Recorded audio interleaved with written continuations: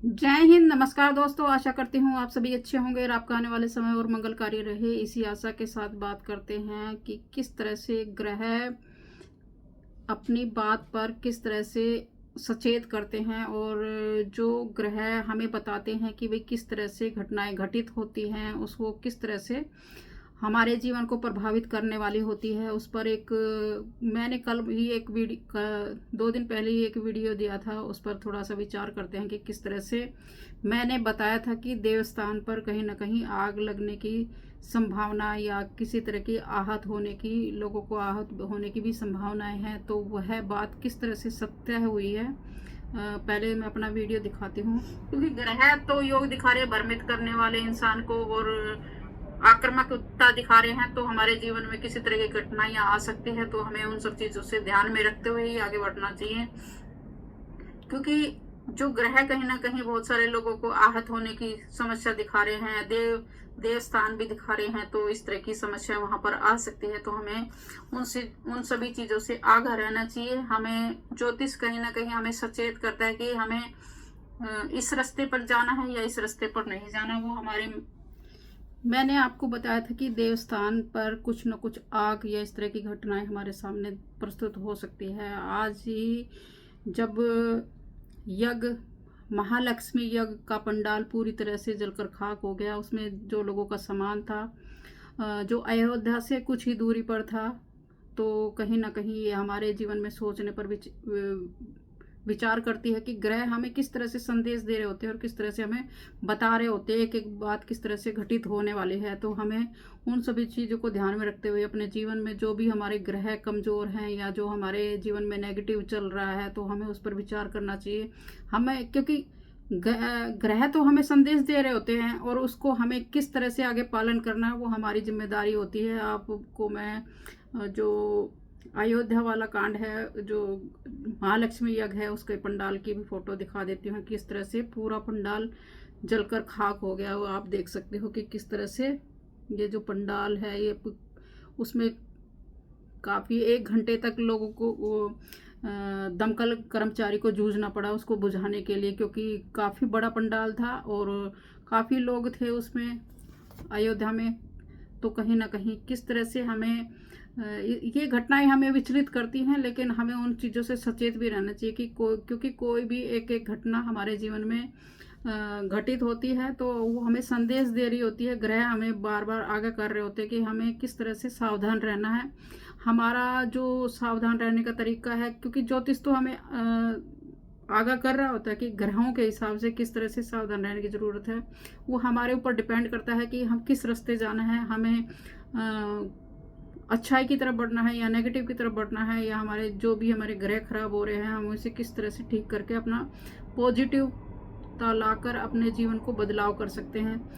अगर आपके जीवन में भी किसी तरह की कोई नेगेटिव चल रहा है तो आप अपने कुंडली का विश्लेषण कर कर उसके जो नेगेटिव भाग है उसको दूर करने की कोशिश कर सकते हैं। तो कहीं ना कहीं एक ज्योतिष सत्यता पर आधारित होता है और किस तरह से घटनाएं उसके ग्रहों के हिसाब से चल रही होती हैं। आप लोग देख ही रहे हो कि किस तरह से ये बात बिल्कुल सत्य हो जाती है कि ग्रह कहीं ना कहीं हमें आगाह करते हैं, सचेत करते हैं। क्योंकि कहीं ना कहीं जो सूर्य है, क्योंकि कुछ ग्रह इस तरह से अग्नि तत्व की तरफ बढ़ाते हैं तो वो वैसी घटनाएं हमें देखने को मिलती है। तो जो सूर्य है, शनि है, मंगल है, कुछ ऐसे क्रूर ग्रह माने जाते हैं जो कि जीवन में बहुत सारे बदलाव लेकर आने वाले होते हैं। क्योंकि अभी जो ग्रहों की जो परिस्थितियां हैं वो कहीं ना कहीं नेगेटिव थॉट ज़्यादा दिखा रही हैं और नेगेटिव माहौल ही ज़्यादा दिखा रही है। क्योंकि कुछ लोगों को जैसे गैस की किल्लत अभी भी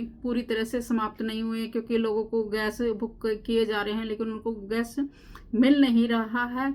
लेकिन उससे परेशान है लोग कहीं ना कहीं, या तो ब्लैक मार्केटिंग है या कुछ भी है। सरकार तो कह रही है कि भाई किसी तरह की कोई किल्लत नहीं है, लेकिन जब लोगों को कोई सम्मान नहीं मिलता तो कहीं ना कहीं उनको वो परेशानियां उत्पन्न हो देखने को मिलती है। तो एक भय का सा माहौल पूरे विषम में चल रहा है, क्योंकि कोई किसी वजह से परेशान है, कोई किसी वजह से, जहाँ पर युद्ध है तो वहाँ की जनता एक अपने माहौल की वजह से ही परेशान है, क्योंकि वहाँ पर युद्ध में जो जिस तरह की परिस्थितियाँ होती है यहाँ पर, लेकिन हम प्रत्येक देश कहीं ना कहीं अलग अलग परिस्थितियों के साथ जूझ रहा है, क्योंकि कहीं पर जिस तरह से अभी वहाँ पर युद्ध चल रहा है, लेकिन हमें जो वहाँ से आने वाले व्यापार की वजह से जो किल्लत परेशानी उठाने को मिलेगी जनता को, वो कहीं ना कहीं वो भी एक युद्ध की तरह से ही है। प्रत्येक व्यक्ति को उसमें पूरी भागीदारी निभानी चाहिए कि हम किस तरह से अपने माहौल को पॉजिटिव बना सकते हैं, एक दूसरे का सहायता कर कर, एक दूसरे का सहयोग कर कर अपने देश को किस तरह से हम शांतिपूर्ण आगे लेकर जा सकते हैं। यही हमारी देश की जो विश्व गुरु बनने की सपना है उसी से पूरा हो सकता है, अन्यथा हम कहीं ना कहीं भटक जाएंगे अपने उद्देश्य से। अगर हम भटक गए तो शायद कहीं ना कहीं जो विश्व गुरु बनने का सपना है वो हमारा अधूरा रह जाएगा। हम क्योंकि जो ग्रह तो हमें आगाह करते हैं कि भाई हमें इस तरह से रहना है, लेकिन हमारा जो उद्देश्य है वो हमें निर्भर करता है कि हमारा किस उद्देश्य की तरफ हमें बढ़ना है। क्योंकि राजनीतिक जो पार्टी है वो कहीं ना कहीं अपनी रोटी सेकने के चक्कर में, वो अपनी वाहवाही लूटने के चक्कर में जनता को परेशान करती रहती है, और जनता कहीं ना कहीं उससे आहत तो होती है, पर क्या करे, जो जनता उसके पास कोई चारा भी नहीं है, क्योंकि 5 साल चुनने का समय होता है सरकार को चुनने का। अगर वो सरकार चुनते हैं तो भी जनता को ही परेशानी मिलती है, वो सुनते हैं तो उसको भी जनता, क्योंकि सभी पार्टी एक जैसे ही होती है। क्योंकि जब सत्ता पर कोई सीट पर बैठ जाता है तब उसकी जो काम करने की जो तरीके हैं वो सबके सेम ही रहते हैं, कोई बदलाव नहीं आता। तो लेकिन जनता को कहीं ना कहीं देखना चाहिए कि किस तरह से हमें अपने आप को खुद ही बदल कर उस चीज़ को आगे बढ़ना होता है। क्योंकि जब हम खुद अपने आप में सक्षम हैं कि भाई हम किस तरह से पॉजिटिवता लेकर आ सकते हैं, क्योंकि कोई भी अगर परेशान करने की हिम्मत रख सकता है तो हम अपने उस परेशान करने वाले व्यक्ति से किस तरह से संतुष्ट या किस तरह से अपने आप को संतुष्ट बना सकते हैं। किसी तरह की कोई अगर उसने हमें किसी तरह से दुखी कर दिया तो समझ लो कि आप कमजोर हो, क्योंकि आपके अंदर वो ताकत नहीं है। अगर आपको कोई दुखी या परेशान करने की ताकत रखता है तो समझो कि आपके अंदर वो कमजोरी है। आपको इतना कमजोर नहीं बनना है। आपके अंदर पूरी समझो कि आपके अंदर प्रसन्नता होगी या आपके अंदर पॉजिटिव होगी, तो आप दूसरा आदमी चाहे कितनी भी कोशिश कर ले वो कहीं ना कहीं उसको हार माननी पड़ेगी। क्योंकि एक चुप जैसे होता है ना कि 100 आदमियों को हरा सकता है, इसी तरह से अगर आपके अंदर पॉजिटिवनेस रहेगी तो आप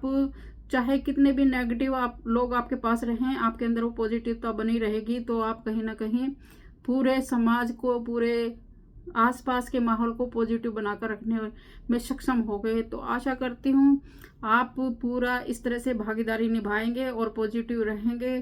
क्योंकि पॉजिटिव रहेंगे तो जिस तरह से हमने कोरोना काल में अपने आप को पॉजिटिव रखकर आगे बढ़े, ये समय भी निकल जाएगा। क्योंकि ये धर्मयुग की स्थापना का समय है, तो ग्रहों इस तरह से हमें जो परिस्थितियाँ दिखा रही है वो कहीं ना कहीं नेगेटिव दिखा रही है, और जो आसपास का माहौल है वो कहीं ना कहीं नेगेटिव होने वाला है। तो हमें पहले से ही सचेत रहना चाहिए और हमें अपने आप को पॉजिटिव रख के और आगे बढ़ना चाहिए। आपके जीवन में हमेशा सुख शांति बनी रहे, आपको हमेशा ही तरक्की होती रहेगी। मेरी तो यही कामना रहती है प्रत्येक व्यक्ति के लिए।